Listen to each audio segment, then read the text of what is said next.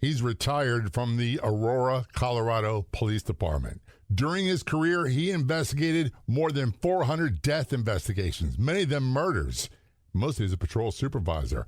He's here to talk about some, well, let's just say that these are not what you would expect on the Law Enforcement Talk Radio Show.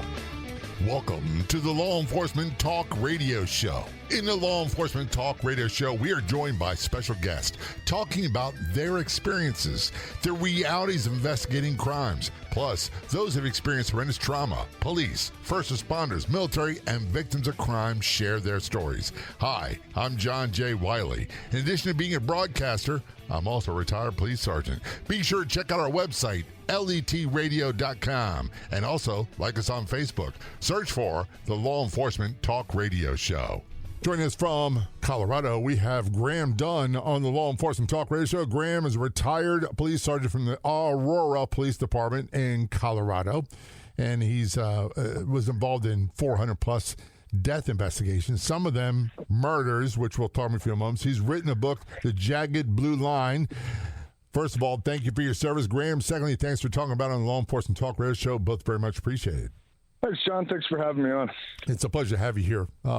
And by the way, it took a while for me to, when I say a while, I've been retired since 92. I've been retired a long time. I got hurt and retired young. But it was a big transition. However, there's no one on the planet I get along better with than police. And as much as I love them, I really do, they're some of the best people on the planet. They can also be some of the most annoying people on the planet. They're opinionated. Yeah, you know, whenever I hang out with cops, I actually always tell them, hey, we got 30 seconds to talk about business. After that, I want to talk about different stuff, because it seems like every time I hang around with retired cops or cops, all we do is talk cop stuff. Yeah. Which really isn't a healthy. Well, here's the thing. So what I do with my show is for everybody else, and they really have a interest. If we don't tell our stories in a way that they understand, we miss an opportunity. So that's the reason why I started this in 2017. Number one. Number two was trauma. A lot of us go through trauma. It doesn't matter what the cause is. And I want people to understand that no matter what they've been through, life can get better, but it does take work. How would you say you did with police work? Did you come out unscathed? You know, when I retired in August of 19, I had kind of a weird transition. I had about 6 months where I really didn't know what to do with myself. And I still felt like a cop, but I wasn't. And I would say it took me about 6 months to unwind, and then introspectively look back and go, wow, I was kind of wound tight. I didn't realize how toxic some of the things were about police work. Like you know, I'm a big fan of police, and I totally support them, but there's issues, especially with management. So, especially with management. Oh, my God. Yeah. Don't even get me started on that. Started, right? Oh. Yeah. So it took me a while to unwound, and, you know, part of it was I started working for Hyatt Corporation as a security supervisor, and, you know, it was funny. I went to work, and people actually like to go to work. They like their bosses. Nobody was bad-mouthing the city. I was like, wow, this is very different. I wasn't used to that. And, of course, I was there for 3 weeks, and COVID happened, and everybody got laid off. But it was still a good experience for me, where I realized, you know, things don't have to be that way. Well, I'm glad you brought up the one thing, and I tell people this all the time. As long as I was doing my job, it didn't matter how bloody it was, how dramatic it was. I knew what to do. My problems didn't start, really, until I retired and things got quiet. But here's one thing I learned in retirement, that police have skill sets that employers really want. I would totally agree. I mean, especially leadership. If you've been a leader for a long time, you know how to handle people. Yeah, you do. And you also, and I'm not going to belabor this point, you also know how to write. You also know how to document so that you can appease the paper pushers that are command staff. And that's really what a lot of them are. You should be detail-oriented by the time you retire. If you're not, you're going to be. One way or the other, you're going to be. So let's talk about your career. When did you start and when did you retire? Yeah, so I got out of the Marine Corps in 92. I was a sheriff for about a year and a half, and then I went to Aurora, and I was with Aurora for 25 years. And so I retired August of 19, and during my career, I spent 8 years as a SWAT guy, 8 years as a full-time academy instructor, and most of the rest of the time I was on the street. I mean, obviously I was on the street when I was with SWAT too. I was 17 years as a sergeant, and I retired as a sergeant. Gotcha. Did you have any desire to make lieutenant or above, or you're like content being a sergeant?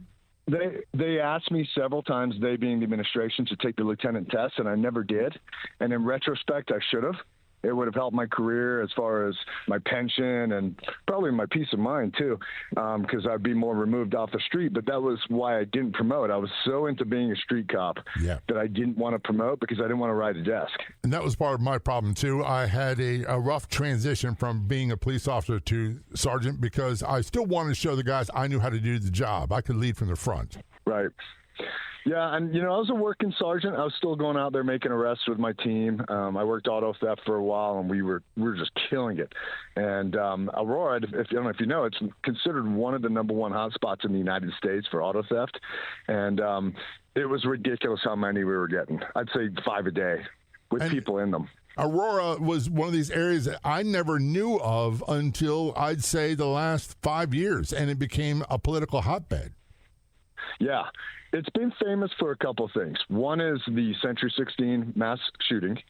Another one was, which I worked, and then another thing was the Venezuelan gangs taking over apartment buildings in Aurora. That's when it really got out of national news. There was a Boynton Beach cop who left Boynton Beach and went to Aurora and just died of cancer. I can't call his Troy Gaines, I think his name was. I know the name. Yeah. I do know the name. The thing about it, and I'm not going to ask you this because I get this all the time. People are like, oh, Baltimore police. You know so-and-so? Like, there's 2,500 police there. I didn't know everybody. Yeah, I mean, Aurora's a huge department, and it's kind of a mixed city. I mean, you have really nice parts of Aurora, and then you have totally ghetto parts of Aurora. When I first went on the department, I had a partner who just lateraled from LAPD. And I remember making the comment to me, he's like, man, I thought I was getting away from this stuff. This is like smaller LA, just a smaller version of it. So the same people and the same problems. Yeah, and as much as and police by nature are apolitical. You're always taught to do the job and keep your politics out of it. However, that doesn't apply to the upper echelons and command staff, and they're driven by what the mayor and the city council and city manager and all that stuff dictates. Right. In my career, I went through 7 different chiefs, and a couple of them are okay, but I had one that would actually stand up to city council and the mayor with some of their harebrained ideas and tell them, no, we're not going to do that. And he refused to discipline guys that he thought did a good job. But, by and large, they're sycophants, right? They get hired for a purpose because they're just going to do whatever city council and the mayor tells them to. Right. And people don't understand that as compared to an elected sheriff, where the sheriff can kind of tell him pound sand and do what he wants to do for his term. It's a big difference. Yeah. And one thing, I want to say this, and I'm not negative, although it may sound like it. We have 2 types of police. We had real cops or real police, depending on your terminology. And then we had mobile report takers. Mobile report takers were always the last ones to show up on a hot call. They never had IID numbers. They're the first ones to get promoted, and they usually wind up being police command staff. You know what one of my buddies once said to me? He said the most scariest thing in police work is the pen. Oh, meaning people don't want to take a report. No, and they'll wait for somebody to get dispatched to a call, and then they all pipe in. I'll go with them because they don't want to be the primary, the one who has to actually take the report and take the person to jail. And do this thing called work. We're talking to Graham Dunne, who's retired from the Aurora Police Department, retired as a police sergeant, and he investigated 400 deaths during his career, which we'll talk about in a few moments. A couple that really stand out. He's author of The Jagged Blue Line. That's a Jagged Blue Line. Check out the book. You can find us on Facebook. Look for and like the Law Enforcement Talk Radio Show Facebook page. This Law Enforcement Talk Radio Show, don't go anywhere. I promise you, we'll be right back.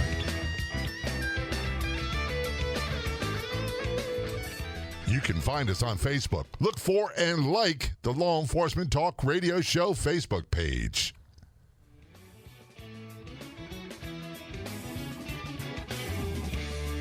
Return our conversation with Graham Dunne. He's retired from the Aurora Police Department, retired police sergeant like me from the Baltimore Police Department. He investigated multiple, I'd say about 400 death investigations, mostly as a patrol supervisor. He's going to talk about a few of them. He's author of The Jagged Blue Line. The book is called The Jagged Blue Line.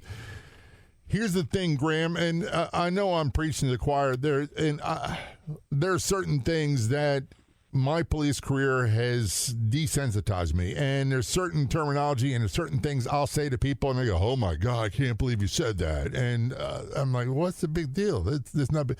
Everybody else doesn't think the way we think because they didn't experience what we experienced.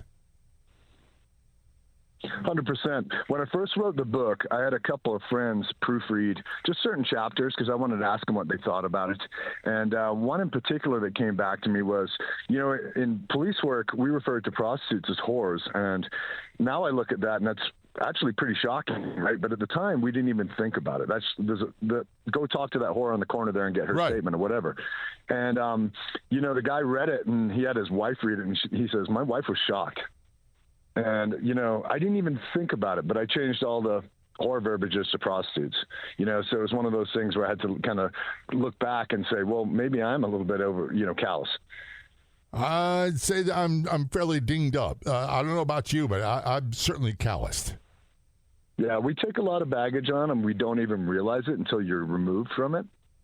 Yeah, the other thing I had, and we'll talk about homicide really quick in a moment, is, for example, I'm really not very sociable with people. A guy stopped me. My neighbor stopped me one day. He goes, "Are you retired first responder?" I'm like, "Yeah, retired police." "Why?" He goes, "Because you don't talk to nobody. You keep yourself." I'm like, "Yeah, that's the way I like it." I'm not a big fan of people.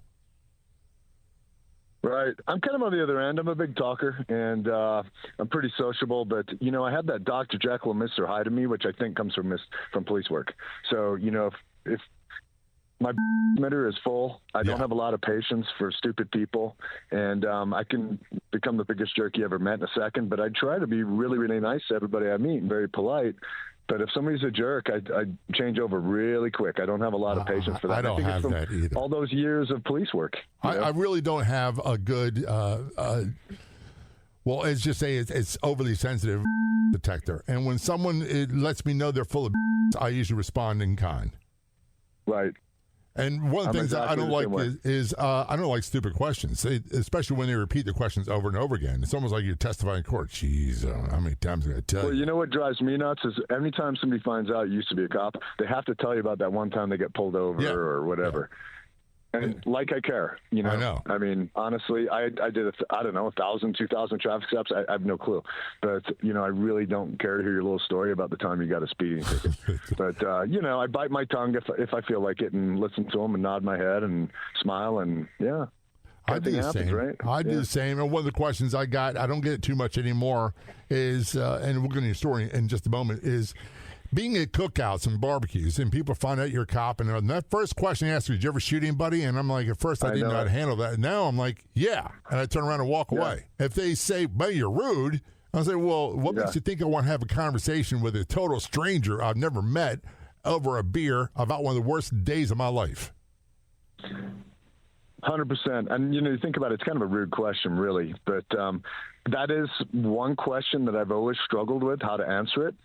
If I hadn't, I wouldn't have a problem answering it. But because I have, right? I don't know. I never know what to say, especially when, a child asks you. I'd never know how to formulate a good response on that. Well, it always kind of puts me back on my heels, It's different with the child. And I to ask you this. I've never been thanked for my service more than I have as a retired police, and I never know what to say. You get that? Right. Yeah. It always makes me really uncomfortable. I mean, I do appreciate it. Don't get me wrong. I just, for that moment, I feel kind of funny inside. It's like, what? Oh, thank you. I just don't know what to say to it. Then someone taught me the appropriate responses. You're welcome. That's really nice. I get that a lot for being a Marine, too. And what's really funny is I probably get more thanks for being a Marine, and I never saw combat out as a Marine, versus I was in multiple shootings as a police officer. Well, the funny thing is, and I always say this with our military veterans, you didn't make that call. You just made yourself available for that call. That's all. And That's right. Some guys went, some guys didn't. And he's the term guys, that means men and women. Some of them went, some of them didn't. But a lot of us tend to think, well, I didn't do this, so therefore I can't say anything about it. Well, that's not true, because you showed up. Right. And I appreciate it. I really do. It's very nice to hear that people are thankful. So let's talk about and by the way, police work is far more violent than I'm not a military veteran than from what a lot of my military veterans tell me. And it's far more traumatic. Part of what I did as a sergeant was I got called to every homicide in our sector. I'm sure you went through that as well. Right. Yeah. So, I mean, I would hit a minimum of 1 homicide a week. I remember my record was like 10 in 1 week. And I was like, man, people are dying like flies this week. But I remember it pretty well. And a couple of them were at the same place. So that was like 4 homicides, 10 people. Or excuse me, I should say 4 different episodes, 10 people. Uh-huh. But, and I had weeks where I had none. But I'd say I'd averaged about 1 a week. And part of the reason why was you want to make sure the notification's done, you make sure that the crime scene is protected, make sure all that stuff's done the right way. So you get a first-hand view of all the bad stuff. Yeah, you do. And, as a patrol sergeant, you show up and you kind of, dot the I's and cross the T's and call out the detectives and make sure everything's handled properly.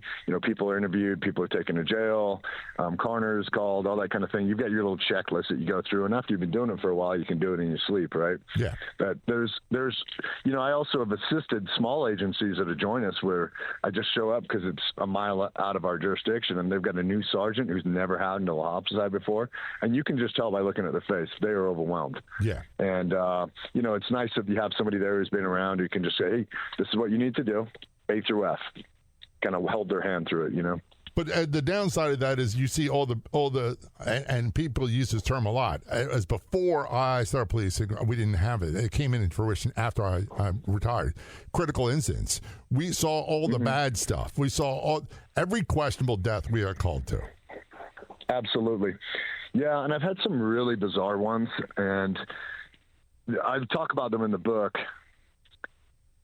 There's ones, for example, I had one, a guy who was a mannequin lover. So I go to his house. His mother had died. She was 90-something, and she had all kinds of physical ailments. But what was weird about it was that first he'd found her slumped over in her chair in the morning, deceased, and yet he went and got breakfast, went to the store, and he was getting a prescription. This guy's in his 60s, and he tells a pharmacist about it, and she goes, well, I think you should call the police. And he goes, oh, really? Oh, okay. So he goes home and calls us. And we go over there, and the house is filled with mannequins. And half of them are in parts. I mean, there's like parts everywhere. And half of them are just sitting around, standing around in different outfits. He dressed them up. Kind of creepy. And, that right there is creepy. Yeah. By the way, the only creepier is clowns and dolls. We're going to take a short break on that note. We're talking with Graham Dunne, retired police sergeant from the Aurora Police Department in Colorado, author of the book, The Jagged Blue Line. When we return, we're going to talk about some particularly heinous murders that he was involved in. Don't go anywhere. We'll be right back. You can find us on Facebook. Just search for the Law Enforcement Talk Radio Show and be sure to click like. Summer is here. At Orderly Meds, we know this time is a reminder that life is full of new beginnings. Whether you're celebrating the nice weather, starting a new chapter, planning a vacation, or simply looking ahead to what's next, this season can be the perfect time to invest in yourself and your health. If you've struggled with weight loss and are curious about GLP-1 medications, Orderly Meds can help you learn about your options. Through a simple virtual process, you can connect with licensed medical professionals who can determine whether treatment may be appropriate for you. Getting started is fast, convenient, and happens online from the comfort of home. This summer, consider a new approach to feeling your best. Visit orderlymeds.com/podcast to learn more. That's orderlymeds.com/podcast. orderlymeds.com/podcast. Because every new season is an opportunity to take the next step forward. Compounded medications are not FDA approved. Eligibility required and determined by a licensed provider. Individual results may vary. See website for details.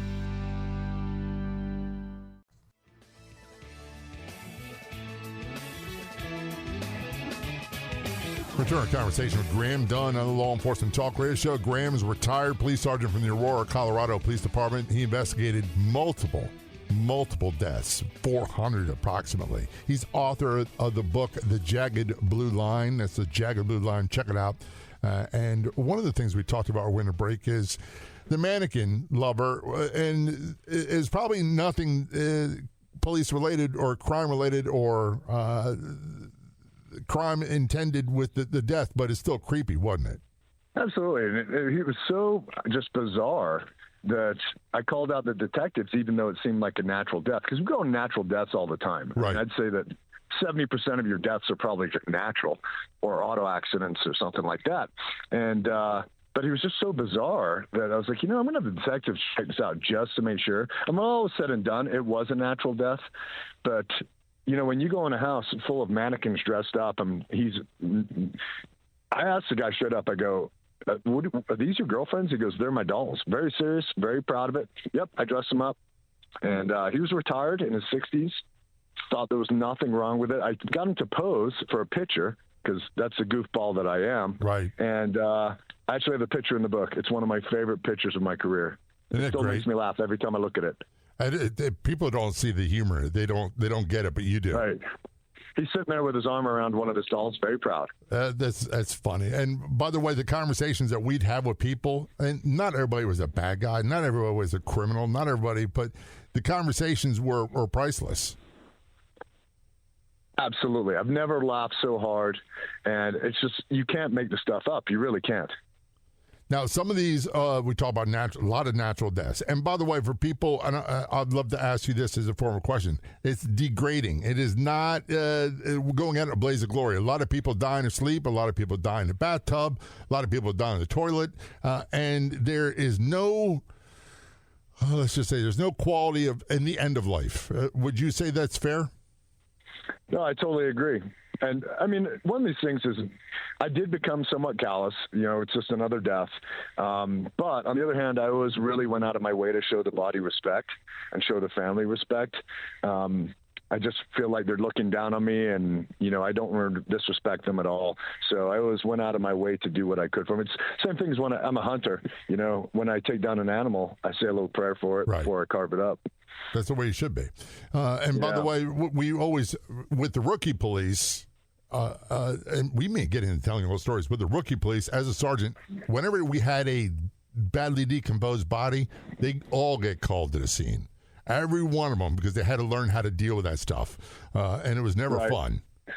Especially in field training. And if a good field training officer, if they hear a death come up, in whether it's in their district or somebody else's, they should be heading that way to get their recruit, their experience. And that's where we do things like eating pizza in front of the dead body, and they'd throw up. Inevitably, that would get their attention. But I digress. So let's go into some of the calls for deaths are obvious homicides. You had one involving a person that was a willing sex slave. Yeah, so basically he was like the Gimp in Pulp Fiction. He lived in the basement, but he'd leave to go to work every day. And there was a couple that lived upstairs. So they were into group sex and all kinds of stuff like this. But he would like to live in the basement like a Gimp, and he had this leather mask he'd put on and everything else. So eventually the homicide, actually it was an accidental death, but what happened was they were playing Russian roulette with a pistol, and as they were having sex, and it went off and blew his head off. Yeah. So what was bizarre about it was he had his penis covered in red candle wax, and he had actually a candle wick in his urethra that was on fire, and he was happy about it. Like, there was Polaroids. This is back in the 90s.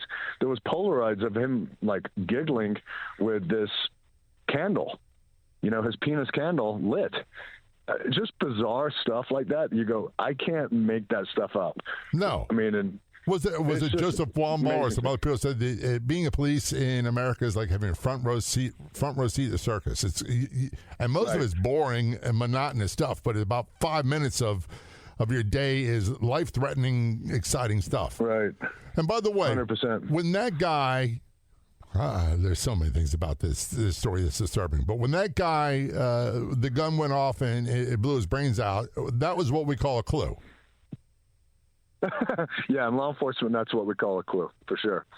So, how did you deal with the whole penis covered in wax thing? That's also a big clue that something's not right with this guy.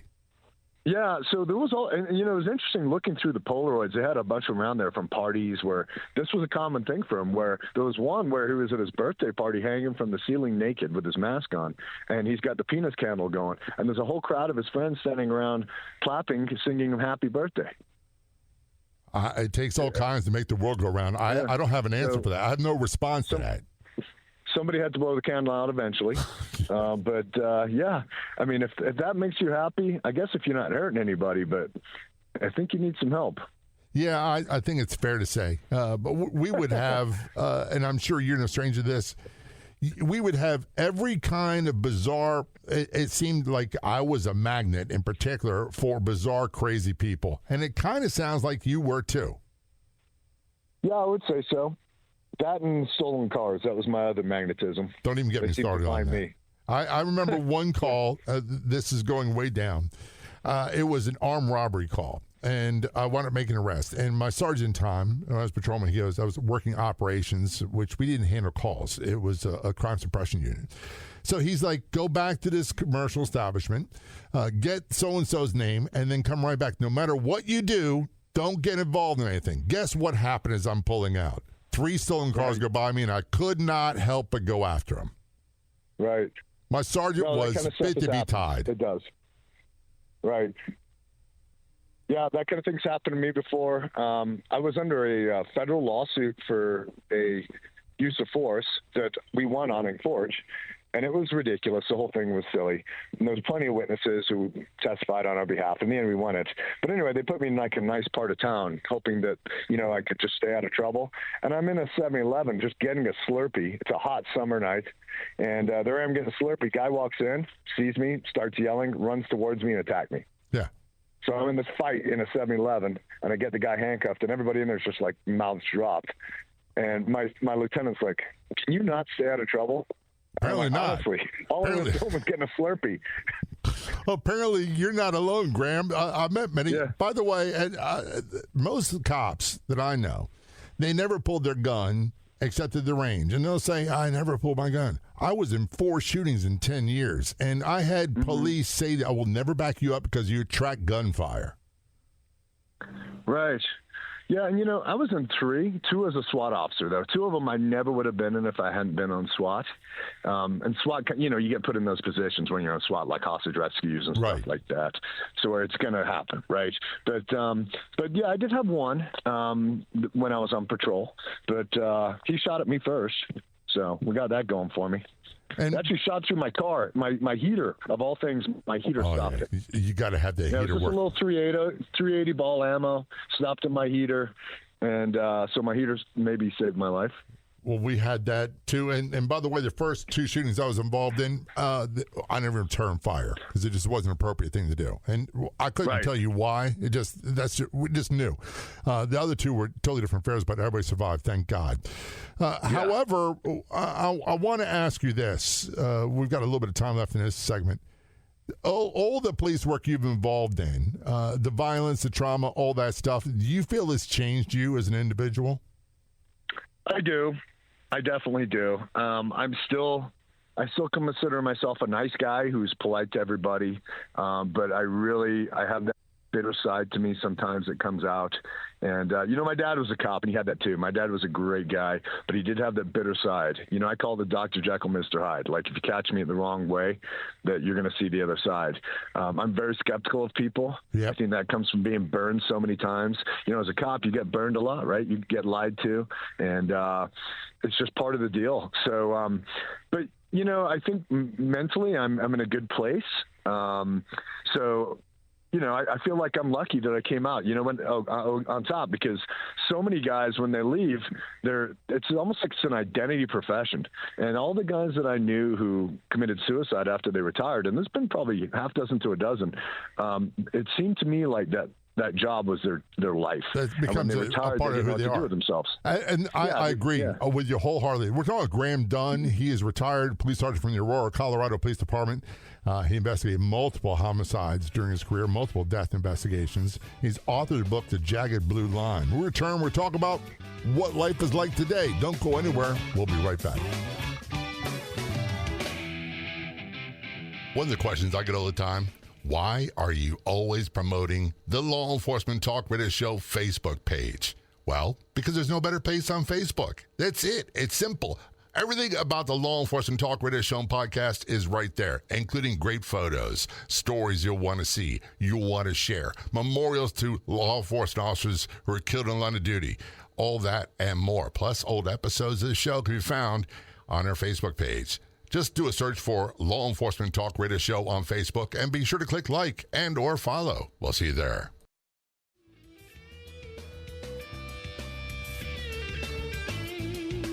Return to conversation with Graham Dunne on the Law Enforcement Talk Radio Show. Graham is retired from the Aurora Police Department, retired police sergeant in Aurora, Colorado. He investigated multiple deaths. Many of them are homicides as a patrol supervisor. And he's authored the book, The Jagged Blue Line. And by the way, you can find out what he's doing today at his website, ragnartactical.com. That's spelled R-A-G-N-A-R, tactical.com. And by the way, I knew the name Ragnar. That was one of the Vikings in the show Vikings, wasn't it?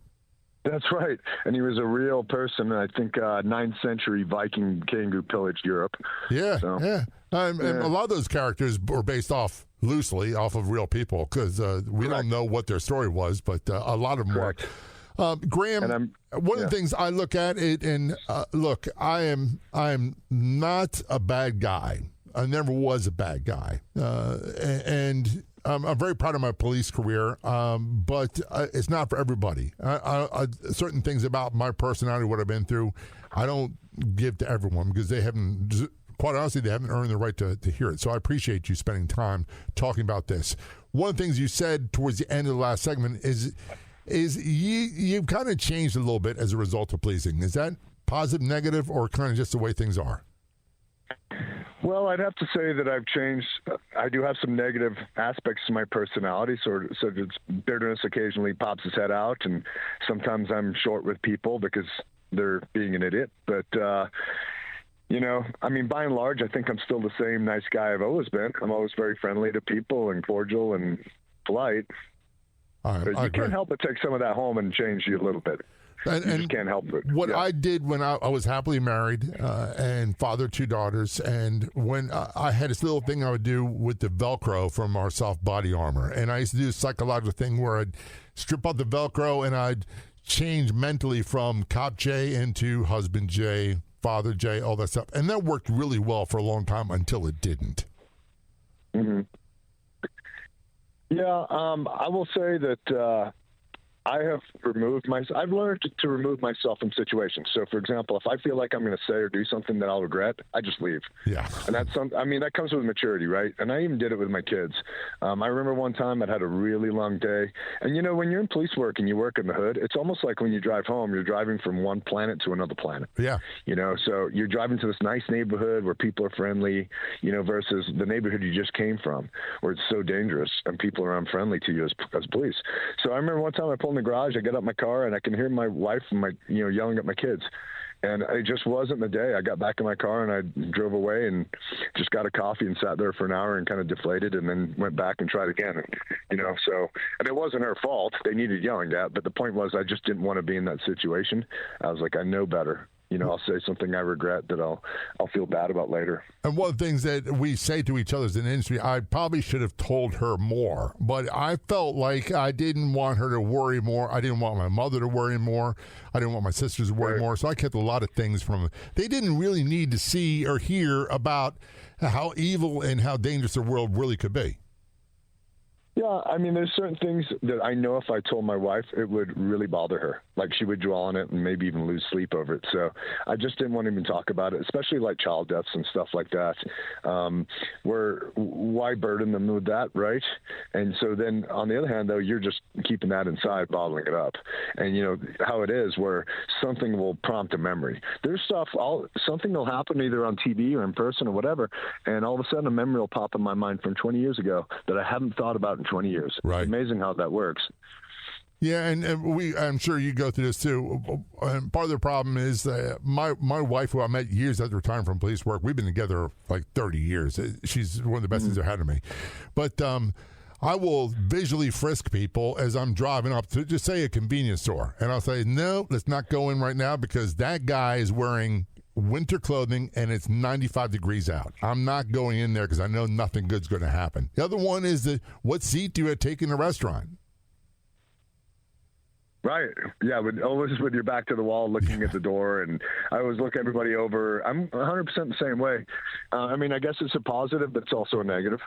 It is. I almost wish that I could be like I was before, but let's be honest. I'm not the same guy I was when I was 18. I've been through different stuff. And while that 18-year-old guy's still here, he's had a lot of life experiences between now. And by the way, I'm late 60s. I'm a different guy. And let's just say I'm seasoned. Yeah. Yeah, we carry a lot of baggage. That's for sure. So I wanted to, that baggage, you decided to write a book called The Jagged Blue Line. How did you decide to do that? Because a lot of people, I thought I'd do that, but I didn't. I had no desire. Right. So it was funny how it happened. I just had so many people tell me you should write a book when I tell them a story. And I guess that somewhere, was on the back of my head. And I talked to one of my wife's coworkers who'd written a couple books about it. I just mentioned it in conversation, and he goes, just start brain dumping. So I started brain dumping on the computer. It literally took me a year or two to get to that point where I did that, but I had some spare time. I just started brain dumping, and I couldn't believe how it came out. And as far as it was cathartic. Like it started actually, I remembered so many things that I'd forgotten. And so I got to the point where I had quite a bit, and I started putting it into chapters and cleaning it up a little bit. And then for a while there, I kind of ran out of stuff to write about, and I wanted more. So I took one of my sons, who at the time was about 18, and I said, hey, you want to just drive around downtown with me and take notes? And we drove around the hood for like 2 hours. And I'd be like, all right, that corner, 17th and Dayton, foot chase. I need you just make a note for me. All I need was a little prompt. Right. And by the end of the 2 hours, we had like 20 new topics I could write about. I came home and kicked out like another 15, 20,000 words. It was nuts. So, you just forget all this stuff, but it's almost like PTSD-ish when you drive through an area like that you haven't been through for years. You remember every corner you've got a story. Man, I remember chasing that dude down there. I remember when they had the shooting right there. That kind of thing, right? Oh, yeah, that's part of the reason why I live in Florida now. I don't live in Baltimore, because it reminds me, driving past old neighborhoods reminds me of specific incidents, and I don't like how I get. Right. I'm on guard big time, and I don't think people understand when they're driving through if they haven't experienced that. They drive through and they go, look, it's kind of poor, but it's not that bad. You don't know what goes on there day to day as far as people getting, jacked for their wallets and all the drugs being slung around and that kind of stuff. They just don't have no concept of it, right? We do, because we're there every day. And it's one of the things I want people to understand is this, that, and I worked in Northwest District of Baltimore. It's very busy, lots of crime, lots of violent crime, and that's what I became used to. And boring. I became bored in the so-called rich areas. I didn't do well with those. But everybody we dealt with, we didn't arrest. Everybody we dealt with wasn't a criminal. And by the way, the vast majority of criminals were not violent. It was a small percentage that could ruin your day. It's a small part of the criminal element that does a lot of the crime. I'd always look at the stats that they publish every month, and there was one month in particular where I arrested one of our serial car thieves, and auto theft got another one. So there's two guys. For just those two guys being off the street, our auto thefts went down 40% that month. Isn't that crazy? Those guys were literally jacking 6 cars a day each. And that was their job. It's nonstop. And by the way, I worked car theft for a long time. It was a huge problem in both. I started back when they were using butter knives in old Fords. That's how long ago it was. And then then they went into Toyotas and all the Japanese stuff. They were stealing them left and right. Oh, it's nuts. Once they figure it out, and it's funny how they stick to one car. Like, they get really good at that one car. Yeah. They've figured out how to, pop the door and get it started. And so all they steal, say, F-350s, or all they steal is Subarus, or all they steal is Camrys. It's like they become acquainted with that car and they become comfortable with it. So the book, The Jagged Blue Line, how long did it take you to write it? I would say 6 months, something like that, and then maybe another 6 months to edit it. That's not too bad. You only got a year into it, and it's available where? At Barnes & Noble? I go to Amazon. Okay, Amazon. And have it mailed to you. Yep. And I have an Audible version, too, and it's me talking on the Audible. By the way, you also do a lot of work at RagnarTactical.com. That's RAGNAR Tactical.com. Graham, thanks so much for your service, and thanks for talking about it on the Law Enforcement Talk Radio Show. Both very much appreciated. And before we go, what would be the one piece of advice you give to civilians to protect their car? Well, don't put yourself in positions where it's going to get jacked, right? So park it in public places, not behind a building, something like that. If you're going to leave it overnight, I would use one of those steering wheel locks. It's such a deterrent. Even if they can get past it, they look in the window and they go, it's a pain in the butt. I'll go to an easier car. They want the easier, softer way. Graham, thanks so much for talking about it. Appreciate it. Thank you so much for having me on. I'd like to thank our guests for coming on the Law Enforcement Talk radio show. The Law Enforcement Talk radio show is a nationally syndicated weekly radio show broadcast on numerous AM and FM radio stations across the country. We're always adding more affiliate stations. If you enjoyed the podcast version of the show, which is always free, please do me a favor and tell a friend or two or three. I'll be back in just a few days with another episode of the Law Enforcement Talk radio show and podcast. Until then, this is John J. Wiley. See ya.